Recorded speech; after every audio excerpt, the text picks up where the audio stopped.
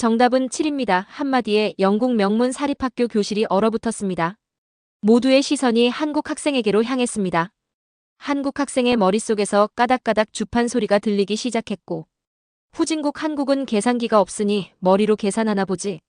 비웃음 섞인 속삭임이 교실을 채웠습니다.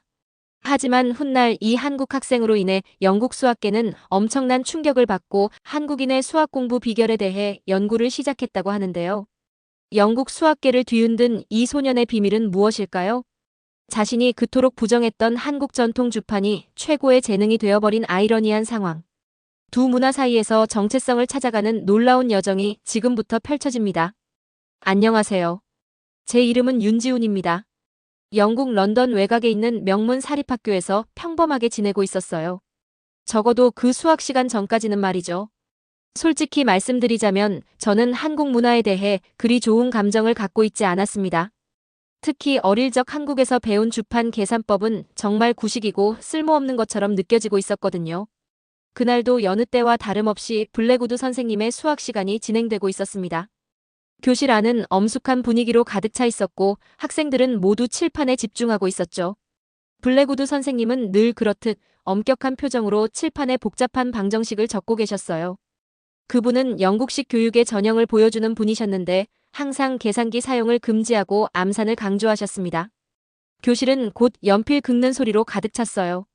앞자리에 앉아있던 제임스는 자신만만한 표정으로 문제를 풀고 있었고 에밀리는 조용히 집중하며 펜을 움직이고 있었습니다. 저는 무심코 칠판의 문제를 바라보고 있었는데 그때였어요. 머릿속에서 뭔가 이상한 소리가 들리기 시작했습니다. 까닥까닥. 어릴 적 손끝에서 튕기던 주판 알갱이들이 움직이는 소리였어요.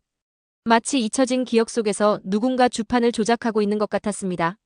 제 의지와는 상관없이 손가락이 공중에서 미세하게 움직이고 있었고 머릿속에서는 숫자들이 마법처럼 정렬되고 있었어요. 그리고 정답이 보였습니다. 답은 7입니다. 제 입에서 무의식적으로 터져나온 이 말에 교실 전체가 순식간에 조용해졌어요. 선생님은 분필을 든 채로 놀란 표정을 짓고 계셨고 모든 학생들의 시선이 저에게 쏠리고 있었습니다. 제임스는 의심스러운 눈초리로 저를 쳐다보고 있었고 에밀리는 놀란 표정으로 저를 바라보며 작게 속삭였어요. 지훈, 너 천재였어. 교실 안은 이상한 긴장감으로 가득 차 있었습니다. 블랙우드 선생님이 말씀하셨어요. 정답이다, 윤지훈. 어떻게 그렇게 빨리 풀었지? 솔직히 저도 이해할 수 없었어요. 제가 어떻게 그 답을 알게 되었는지, 왜 그 순간에 주판 소리가 들렸는지 아무것도 설명할 수 없었거든요.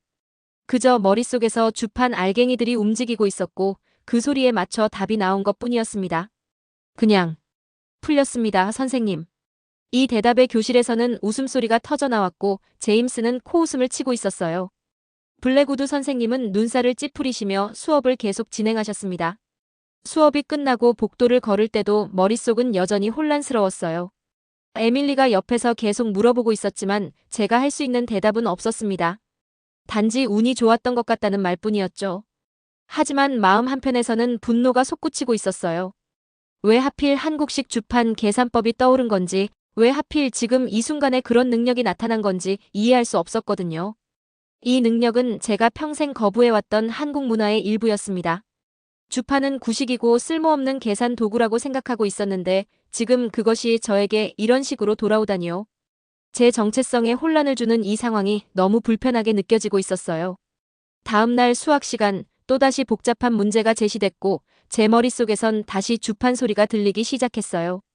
이번에는 더 선명하게, 더 빠르게 숫자들이 정렬되고 있었어요. 그리고 무의식적으로 답을 말했습니다. 답은 32분의 11입니다. 또다시 깊은 정적이 교실을 감쌌습니다. 블랙우드 선생님은 이번엔 의심스러운 눈초리로 저를 바라보고 계셨어요. 정답이고 계산 과정을 보여줄 수 있겠나? 당황했습니다. 계산 과정이라니요? 제가 어떻게 풀었는지 저도 설명할 수 없었으니까요. 머릿속에서 주판 알갱이들이 움직이는 대로 답을 말했을 뿐인데 어떻게 그 과정을 설명한단 말인가요? 그냥 풀렸습니다. 제 대답에 교실에선 다시 웃음소리가 터져나왔고 제임스의 비웃음은 더 커지고 있었어요. 블랙우드 선생님은 더 깊게 눈살을 찌푸리셨습니다. 수업이 끝나고 블랙우드 선생님은 저를 따로 불러 세우셨어요. 엄격한 표정으로 저를 바라보시더니 물으셨죠. 내가 어떻게 그 문제들을 풀었는지 솔직히 말해보거라. 정말 모르겠습니다, 선생님. 그냥 머릿속에서 답이 나왔어요. 선생님은 긴 한숨을 내쉬셨습니다. 그리고는 책상 서랍에서 종이 한 장을 꺼내셨어요. 더 복잡한 방정식이 적혀 있었습니다. 그걸 보는 순간 다시 주판 소리가 들리기 시작했고 눈을 감자 선명하게 보였어요. 어린 시절 제가 주판을 튕기며 문제를 푸는 모습이 떠오르고 있었습니다. 그리고 저도 놀랄 만큼 빠르게 정답을 말했어요. 이날 이후로 제 일상은 완전히 달라지기 시작했습니다. 수학 시간마다 머릿속에서 주판 소리가 들렸고 복잡한 문제들이 쉽게 풀리고 있었어요. 학생들 사이에서는 제 이야기가 퍼져나가고 있었고 어떤 이들은 경외심을 보이기도 했지만 다른 이들은 의심의 눈초리를 보내고 있었습니다. 에밀리는 어느 날 조심스럽게 물었어요. 지훈아, 너 원래 수학 잘했어? 아니면 기억을 잃은 거야? 그 말을 들은 순간 머릿속에 어릴 적 주판을 빠르게 튕기던 장면이 선명하게 스쳐 지나갔습니다. 한국에서의 기억 조각들이 하나둘 떠오르기 시작하고 있었어요. 하지만 여전히 퍼즐이 맞춰지지 않았습니다. 이 모든 상황 속에서도 제 마음 한켠에는 여전히 한국 문화에 대한 거부감이 자리 잡고 있었어요. 왜 하필 주판이라는 구식 계산법이 내 재능의 원천이 되어야 하는지 이해할 수 없었습니다. 제 정체성은 혼란스러웠고 이 갑작스러운 능력은 그 혼란을 더욱 가중시키고 있었어요. 그렇게 예상치 못한 소질의 발현과 함께 제 내면에서는 정체성과 문화적 뿌리에 대한 깊은 갈등이 시작되고 있었습니다. 이것은 단순한 수학적 재능의 발견이 아니라 제가 누구인지 어디에서 왔는지에 대한 근본적인 질문을 던지는 여정의 시작이었어요. 한 달이 지나고 있었어요. 이제 저는 학교에서 한국계 수학 천재라는 별명으로 불리고 있었습니다. 하지만 솔직히 말하면 이 별명이 마음에 들지 않았어요. 제 재능이 한국의 전통적인 주판 계산법에서 비롯되었다는 사실을 인정하고 싶지 않았거든요. 그날 아침 블랙우드 선생님이 특별한 발표를 하셨어요. 오늘은 특별한 수업을 진행하겠다. 주제는 다양한 문제 해결 방식이다. 선생님은 저와 제임스를 번갈아 쳐다보고 계셨어요. 윤지훈, 제임스. 두 사람이 각자의 방식으로 문제를 풀어보는 시간을 가져보자. 교실이 갑자기 긴장감으로 가득 차고 있었습니다. 선생님은 칠판에 복잡한 확률 문제를 적고 계셨어요. 제임스가 먼저 나섰습니다. 그는 능숙하게 공식을 적용하며 문제를 체계적으로 풀어나가고 있었어요. 그의 접근 방식은 논리적이고 체계적이었습니다. 답은 0.267입니다. 제임스가 자신감 있게 말했고 학생들이 박수를 치고 있었어요. 이제 제 차례였습니다. 칠판 앞으로 나가자 긴장이 더 심해지고 있었어요. 그러나 문제를 보는 순간 익숙한 주판 소리가 들리기 시작했습니다. 이번에는 더 자신 있게 손가락을 움직이며 설명하기 시작했어요. 저는 주판을 활용한 방식으로 접근하겠습니다. 주판 숫자를 배열하는 방식을 설명하며 문제를 풀어나가고 있었어요. 손가락이 공중에서 춤을 추듯 움직이고 있었습니다. 제 답도 0.267입니다. 쉬는 시간 제임스가 저에게 다가오고 있었습니다. 주판? 그건 구식 방식 아니야? 제임스의 말투는 날카로웠고 분명 경쟁심이 서려 있었어요. 구식이라고 생각할 수도 있지만 이건 논리를 최적화하는 수단이에요. 주판은 단순한 도구가 아니라 수학적 사고를 구조화하는 방식이죠. 수업이 끝나고 블랙우드 선생님이 저를 부르고 계셨어요. 다음 주에 특별한 실험을 해보려고 하는데 너와 제임스를 1대1로 대결시키고 싶다. 좀 더 심화된 문제로 말이야. 괜찮겠나? 가슴이 쿵쾅거리고 있었어요. 고개를 끄덕였습니다. 집에 돌아와 컴퓨터를 켜고 주판에 대해 검색하기 시작했어요. 주판을 이용해 복잡한 암산을 하는 아이들의 모습이 제가 머릿속에서 보는 것과 정확히 일치하고 있었거든요. 다음 날 아침 도서관에서 수학 관련 책을 찾아 읽기 시작했어요. 이전에는 어렵게 느껴졌던 개념들이 이제는 너무나 명확하게 이해되고 있었습니다. 수학 시간 블랙우드 선생님이 새로운 문제를 내고 계셨어요. 머릿속에서 주판 소리가 들리자마자 손가락이 저절로 움직이고 있었습니다. 답은 11.66입니다. 복도에서 에밀리가 다가오고 있었습니다. 어제 밤에 너에 대해 조사해봤어. 한국에는 주판 신동들이 많대. 혹시 너도 그중 하나였던 게 아닐까? 집으로 돌아와 부모님께 조심스레 물어봤어요. 제가 어릴 때 한국에서 주판을 배운 적 있나요? 그날 밤 부모님은 모든 것을 털어놓으셨습니다. 제가 9살 때 한국에서 주판 신동으로 불렸다는 사실, 전국대회에서 우승했던 일, 그리고 영국으로 이주하기 직전 겪었던 사고까지. 그 사고로 인해 저는 주판과 관련된 모든 기억을 잃었던 것입니다. 수요일 아침 블랙우드 선생님이 약속했던 특별한 대결의 날이 밝았습니다. 전날 밤 부모님이 보여주신 제 어린 시절 비디오를 보며 많은 기억이 되살아나고 있었거든요. 교실에 들어서자 모든 학생들의 시선이 저와 제임스에게 집중되고 있었어요. 블랙우드 선생님이 교탁 위에 두 장의 종이를 올려놓으셨습니다. 두 사람 모두 같은 문제를 풀 겁니다. 난이도는 대학 수준의 미적분 문제예요. 복잡한 다변수 함수의 적분이었습니다. 제 옆에서 제임스는 즉시 풀이를 시작하고 있었어요. 저도 문제를 보자마자 머릿속에서 주판 소리가 들리기 시작했습니다. 15분이 지났을 때 제임스는 아직 중간 과정에 있었지만 저는 이미 답을 도출하고 있었어요. 저 다 풀었습니다. 교실이 놀라움으로 가득 차고 있었고 블랙우드 선생님이 결과를 확인하셨습니다. 윤지훈이 먼저 정답을 도출했습니다. 수업이 끝나고 제임스가 다가오고 있었어요. 어떻게 그렇게 빨리 풀 수 있었지? 내 방식. 정말 효율적인가 봐. 주판은 단순한 계산 도구가 아니에요. 수학적 사고를 체계화하는 방법이죠. 방과 후 블랙우드 선생님이 다시 저를 부르셨어요. 다가오는 전국 수학경진 대회에 학교 대표로 나가보는 게 어떻겠니? 심장이 빠르게 뛰기 시작했습니다. 전국 대회라니. 제가 한국에서 마지막으로 참가했던 그런 종류의 대회였어요. 이제 제 앞에는 새로운 도전이 기다리고 있었습니다. 한국에서의 주판 신동 시절과는 다른 영국에서의 새로운 도전이었죠. 하지만 여전히 마음 한켠에서는 의문이 남아 있었어요. 내가 정말 한국식 주판 계산법에 의존해야 하는 걸까? 해리스 선생님의 제안을 받아들여 전국 수학경진 대회 예선에 참가하기로 결정했습니다. 제임스 역시 학교의 다른 대표로 선발되었어요. 우리의 경쟁은 이제 학교를 넘어 공식적인 대회로 확장된 것이죠. 대회 2주 전부터 방과 후 특별 준비 시간이 마련되고 있었어요. 준비 과정에서 제임스와 더 많은 대화를 나누게 되었습니다. 우리는 서로의 방식에서 장단점을 배우기 시작했어요. 제 머릿속 주판은 숫자 계산과 패턴 인식에 뛰어났고 제임스의 논리적 접근은 복잡한 수학적 증명에 효과적이었습니다. 예선 대회 당일 버스를 타고 런던 중심부의 큰 컨벤션 센터로 향하고 있었어요. 전국에서 모인 수백 명의 학생들이 긴장된 표정으로 대회장을 가득 메우고 있었습니다. 대회는 3시간 동안 진행되었어요. 다양한 유형의 문제들이 출제되었는데 일부는 제 주판 방식이 유리했고 다른 일부는 논리적 추론이 중요했습니다. 문제지를 받자마자 머릿속에서 주판 소리가 선명하게 들리기 시작하고 있었어요. 첫 번째 섹션은 계산 문제였습니다. 손가락이 공중에서 빠르게 움직이며 주판 알갱이를 조작하는 느낌이 더욱 명확해지고 있었고 복잡한 방정식들이 마치 퍼즐 조각처럼 제 머릿속에서 정렬되고 있었어요. 두 번째 섹션은 논리 증명이었습니다. 여기서는 제임스와 연습하며 배웠던 접근법을 적용하고 있었어요. 마지막 섹션은 응용 문제였고 이 부분에서 제 직관적인 계산 능력과 제임스에게 배운 논리적 사고가 완벽하게 조화를 이루고 있었습니다. 결과 발표 시간, 진행자가 학교별 성적을 발표하기 시작했습니다. 우리 학교에서 윤지훈 학생이 개인 1위, 제임스 밀러 학생이 3위를 차지했습니다. 두 학생 모두 본선 진출이 확정되었습니다. 본선 대회 날이 다가오고 있었어요. 예선 이후 한 달간 더 집중적인 훈련을 거쳤고 제 주판 능력은 완전히 되살아나고 있었습니다.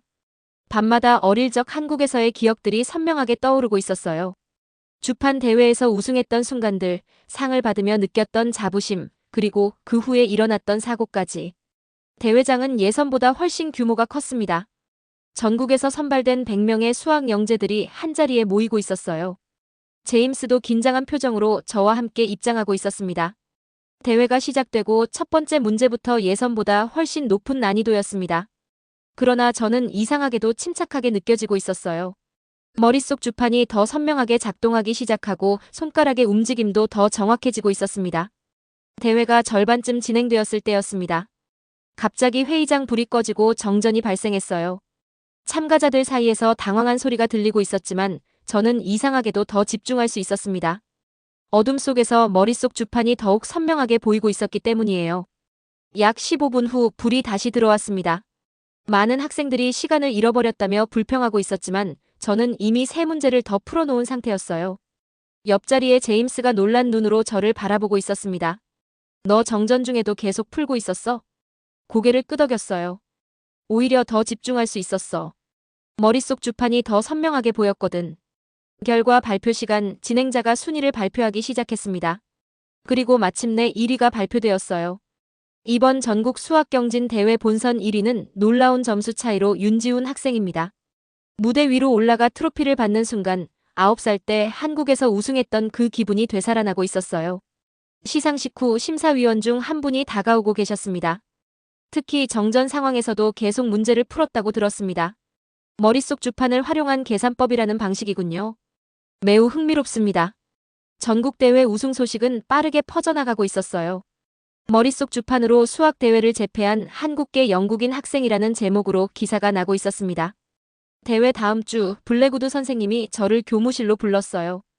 그곳에는 낯선 두 분이 앉아 계셨습니다. 윤지훈, 이분들은 영국 수학협회에서 오신 박사님들이야. 내 방식에 대해 관심이 많으시다. 두 박사님과의 인터뷰는 3시간 넘게 진행되었어요. 어릴 적 한국에서 주판을 배웠던 경험, 사고 후 기억을 잃었던 일, 그리고 최근 능력이 되살아난 과정까지 모든 것을 설명하고 있었습니다. 인터뷰 마지막에 여성 박사님이 제안하고 계셨어요. 다음 달 런던에서 열리는 수학교육 심포지엄에서 자네 방식을 소개해보는 건 어떨까? 심포지엄 당일 300명이 넘는 수학교육자들 앞에서 발표를 시작하고 있었어요. 주판의 역사부터 시작해 제가 어떻게 이를 현대 수학 문제 해결에 적용하는지 설명하고 있었습니다. 주판은 2000년 이상의 역사를 가진 계산 도구지만 단순한 도구 이상의 가치가 있습니다. 주판 훈련은 뇌의 시각화 능력과 수학적 직관을 발달시키죠. 발표가 끝난 후 여러 대학의 교수님들과 교육, 기관 관계자들이 명함을 건네며 추가 연구와 강연을 제안하고 계셨어요. 그날 밤 창밖에 런던의 불빛을 바라보며 생각하고 있었습니다. 제 정체성의 일부였던 주판 능력은 이제 단순한 개인적 재능을 넘어 두 문화를 연결하는 다리가 되고 있었어요. 한국에서 배운 전통적 방식이 영국에서 새롭게 평가받는 순간이었습니다. 심포지엄 이후 제 일상은 완전히 달라지고 있었습니다. 영국 전역의 여러 학교와 교육기관에서 강연 요청이 쏟아지고 있었고 수학 관련 잡지에서는 인터뷰 요청이 끊이지 않고 있었어요. 학교로 돌아온 후에도 많은 것이 변하고 있었습니다. 제임스와 함께 방과 후 수학 튜터링 프로그램을 시작했어요. 그는 논리적 접근법을, 저는 주판을 활용한 직관적 방식을 가르치고 있었습니다. 어느 날 블랙우드 선생님이 특별한 소식을 전해주고 계셨어요. 윤지훈, 옥스포드 대학에서 연락이 왔어. 내 방식에 관심이 있으시고 특별 입학 인터뷰를 제안하셨다. 가슴이 두근거리고 있었습니다. 옥스포드라니. 꿈에도 생각하지 못했던 기회였어요. 그러나 이런 모든 관심과 인정 속에서도 마음 한구석에는 불안함이 자리 잡고 있었습니다. 제가 정말 이런 대단한 사람이 맞는지, 그리고 앞으로 어떤 길을 가야 할지 확신이 서지 않고 있었거든요. 전화로 물어보고 있었어요. 모든 사람들이 내 미래에 대해 이야기하던데 넌 어떤 생각이야?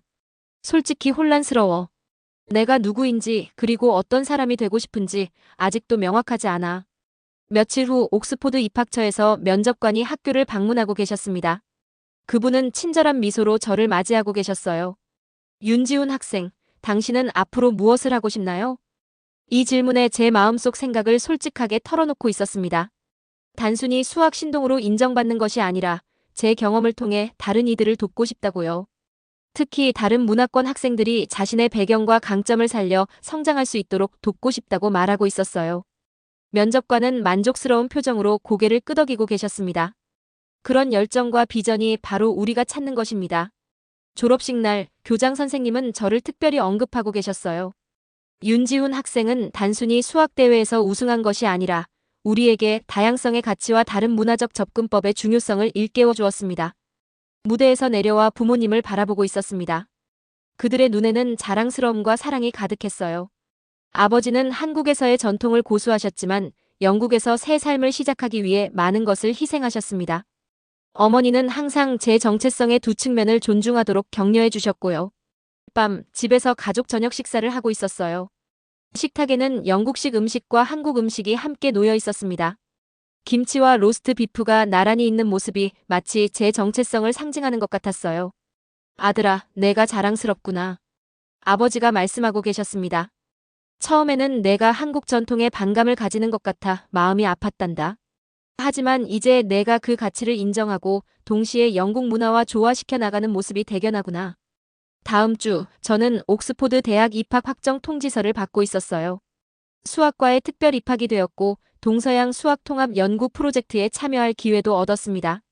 여름 방학 동안 저는 한국을 방문하기로 결정했어요. 사고 이후 처음으로 돌아가는 것이었습니다. 인천공항에 도착하자 낯설면서도 익숙한 감각이 몰려오고 있었습니다. 서울에서의 일주일 동안 저는 옛날 주판 학원을 찾아가 보고 있었어요. 학원 원장님이 저를 알아보고 반갑게 맞아주고 계셨습니다. 지훈이 아니냐? 내가 이렇게 컸구나. 영국에서 내 소식을 들었단다. 아주 자랑스럽게 생각하고 있었어. 원장님과 차를 마시며 대화를 나누고 있었어요. 그분은 제가 어릴 적 어떤 학생이었는지, 얼마나 열정적으로 주판을 배웠는지 이야기해주고 계셨습니다. 요즘 아이들은 주판보다 컴퓨터에 더 관심이 많지만 사실 주판이 가르쳐주는 수학적 직관과 집중력은 어떤 현대 교육에서도 대체할 수 없는 가치가 있단다. 그 말씀을 듣고 있으면서 제 안에 남아있던 한국 전통에 대한 마지막 반감도 사라지고 있는 것을 느꼈습니다.